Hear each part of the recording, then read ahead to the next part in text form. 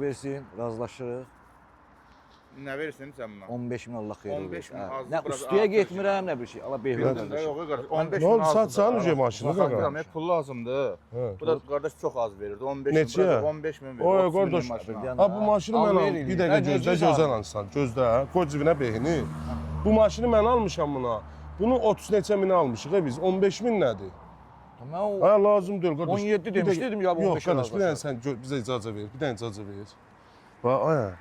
Sən bunu bu qiymətə satıb niyə çöl atırsan ki? Mən nə qarım, pul Gəl lazımdır. gedək bizim o mən dediyim avtokredit var ha. 20 dəqiqə salaq orada kreditə. Elə 30 min, 25 min oradan götürək. Bölünsün aylığa xırda ödədə.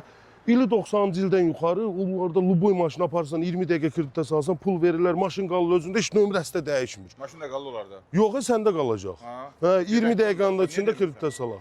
Onu yola sal getsin. Onu alınmadı. Yola sal getsin.